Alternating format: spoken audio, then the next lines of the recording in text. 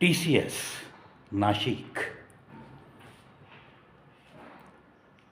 सन्माननीय रतन टाटा होते तोपर्यंत टाटा कन्सल्टन्सी, टाटा या ब्रँडबद्दल कधीही असल्या गोष्टी बाहेर आल्या नव्हत्या. कदाचित त्यांनासुद्धा अंधारात ठेवून हे सगळं चाललेलं होतं. कारण कोणत्याही कंपनीचा सर्वेसर्वा ओनर याला कंपनीच्या आतमध्ये कशा पद्धतीने कामकाज चालतं याच्यामध्ये लक्ष घालण्याइतका तो रिकामा नसतो. त्याची अनेक युनिट्स पूर्ण देशभरात परदेशात सुरू असतात. त्यामुळं आज त्या कंपनीचं नाव बदनाम होतं आहे अशा एका घटनेने.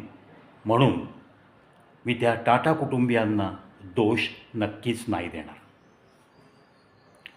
ज्यांनी आयुष्यभर सत्कर्म केलं, ज्यांनी आयुष्यभर या भारतासाठी खूप मोठं सहकार्य करत आयुष्य काढलं, या जगातल्या लोकांसाठी अनेक प्रकारचे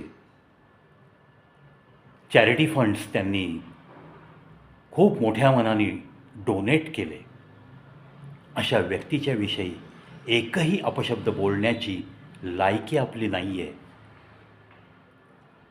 पण जे त्यांच्या या युनिटमध्ये घडलं, ते ज्या लोकांनी घडवलं आहे, त्या गोष्टीचा निषेध मात्र नक्की. अर्थात जी काही आता कारवाई सुरू झालेली आहे त्याच्यातनं जे काही निष्पन्न होईल, जे दोषी असतील, तो गाळ त्या कंपनीतनं नक्की साफ केला जाईल. परंतु हे TCSमधलं प्रकरण बाहेर आल्यानंतर हळूहळू इतर कॉर्पोरेट सेक्टरमधले काही एक्स एम्प्लॉई आणि काही कामावर असलेले एम्प्लॉई, काही एक्स एम्प्लॉई डायरेक्ट व्यक्त होऊ लागलेत आणि कामावर असलेले एम्प्लॉईज, मग त्यामध्ये मुली आल्या. या निनावी पत्राद्वारे संभाजी ब्रिगेडसारख्या एखाद्या मोठ्या संघटनेकडं एखादं पत्र टाकून जे काही चाललं आहे त्या कंपनीबद्दल माहिती पुरवत आहेत.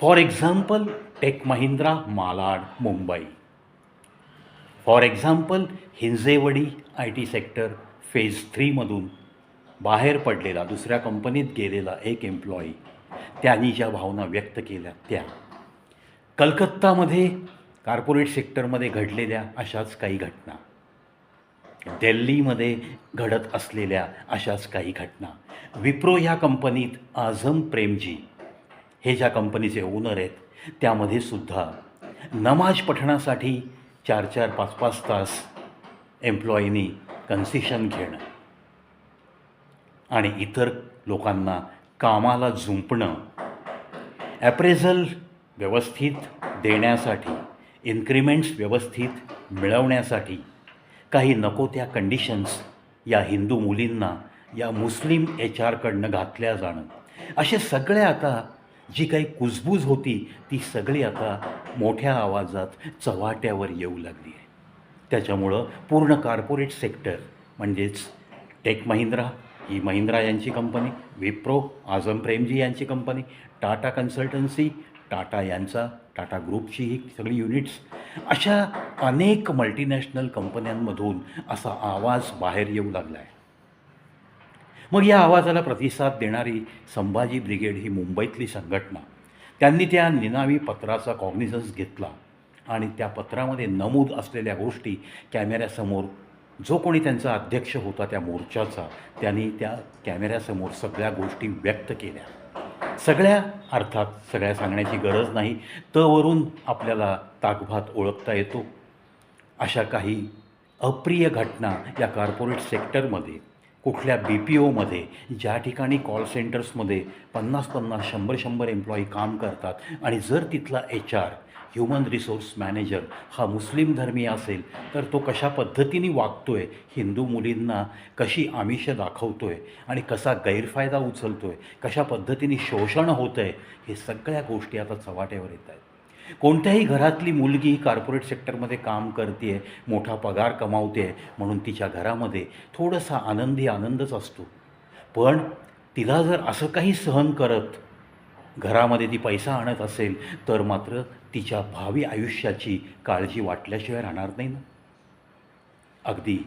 आणि तसंच आता प्रत्येक परिवारामध्ये चिंतित चेहरे दिसू लागले आहेत.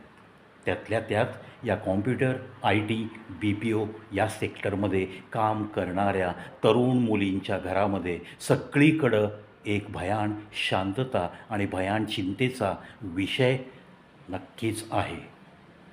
आता या संभाजी ब्रिगेड, हिंदू संघटना, प्रत्येक कंपनीचे काही नॉर्म्स असतात की कोणत्या कारणासाठी कंपनीचे हाय डेलिगेशन्स कोणत्या संघटनांच्या पदाधिकाऱ्यांना आणि का म्हणून भेट घ्यायची, भेटीची परवानगी द्यायची, याची काही त्यांची नियमांची चौकट ठरलेली असते. त्यामधून आता या संभाजी ब्रिगेडच्या पदाधिकाऱ्यांना जर टेक महिंद्रा या मालाडच्या युनिटमधले पदाधिकारी, डायरेक्टर बोर्ड याच्यामध्ये काम करणारे जर 1-2 सभासद यांनी त्यांना भेट दिली आणि जर त्या निनावी पत्राचं सगळं काही त्यांनी कॉपीज स्वतःकडे घेतल्या आणि सखोल चौकशी सुरू करून ते जर अशा काही निष्कर्षापर्यंत पोहोचले की yes, the facts mentioned in this letter are perfectly right, तर मग ते ॲक्शन घेणार का? घेतली पाहिजे. कारण जर मुस्लिम धर्मियांना नमाज पढण्यासाठी ठराविक मुभा जर या प्रायव्हेट सेक्टरमध्ये दिली जात असेल तर त्या वेळेला कॉम्पेन्सेट करताना असे मुस्लिम एम्प्लॉईज दिसतात का, हे बघण्याची नक्की जबाबदारी त्या कंपनीतल्या कोणत्या अधिकाऱ्यावर आहे. गव्हर्मेंट सेक्टरमध्ये सुद्धा शुक्रवारी नमाज पठणासाठी कन्सेशन देण्याचा अतिशय नियमांच्या चौकटीत उल्लेख करून ती फॅसिलिटी उपभोगणारी अनेक व्यक्ती तुम्ही आम्ही सगळ्यांनी पाहिल्या.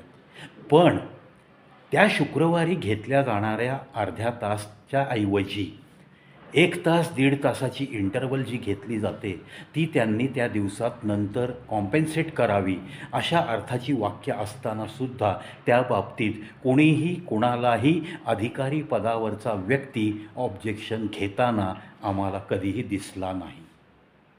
These are the facts as far as government sectors are concern. मग प्रायव्हेटमध्ये काय घडतं हे एका व्यक्तीने पत्राद्वारे कळवलं आहे. त्यांनी सरळ कळवले की मुस्लिम धर्मीय अधिकारी पदावर काम करणारे, HR पदावर काम करणारे मुस्लिम धर्मीय किंवा टीम लीडर किंवा टीम मॅनेजर म्हणून काम करणारे ही लोकं काम काहीच करत नाहीत. त्यातून शुक्रवारच्या दिवशी नमाज पठणासाठी 5-5, 6-6 तास कंपनीतनं गायब असतात. कंपनीच्या वर्किंग प्लेसच्या ठिकाणी एखादी रूम नमाज पठणासाठी ठेवलेली सुद्धा त्यांनी व्यक्त केल्याप्रमाणे हे अलाउड आहे का असंही त्यांनी विचारलं. अशा या ज्या गोष्टी कॉर्पोरेट सेक्टरमध्ये घडत आहेत त्या घडल्या नाही पाहिजेत. याच्यासाठी काहीतरी ठोस उपाययोजना नक्की झाली पाहिजे. कारण ह्याच्यामध्ये सरळ आपल्या घटनेचा अपमान आहे. आर्टिकल 15, आर्टिकल 31, आर्टिकल 14 असे काही आर्टिकल्स आहेत ज्याचं इथं उल्लंघन होताना दिसतं आहे.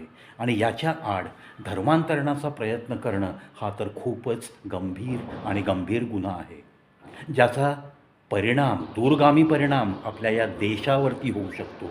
हे प्रत्येक जाणकार व्यक्तीने जाणलं पाहिजे. आणि त्या बाबतीत आपल्या घराच्या आसपास, आपल्या घरामध्ये, आपल्या परिवारामध्ये, आपल्या नातेवाईकांमध्ये, कॉर्पोरेट सेक्टरमध्ये जेवढ्या म्हणून मुली काम करत आहेत त्या प्रत्येक मुलीला सावध केलं पाहिजे. तिला बोलतं करण्याचा प्रयत्न केला पाहिजे. तिने जर आत्तापर्यंत कोणाचा काही अशा पद्धतीने अन्याय सहन केला असेल तर त्या गोष्टी चव्हाट्यावर आणण्यासाठी आपली अब्रू जाते असं काही न वाटून घेता सामाजिक हित जोपासण्यासाठी अशा गोष्टी बाहेर आणल्या पाहिजे. जय हिंद, जय भारत.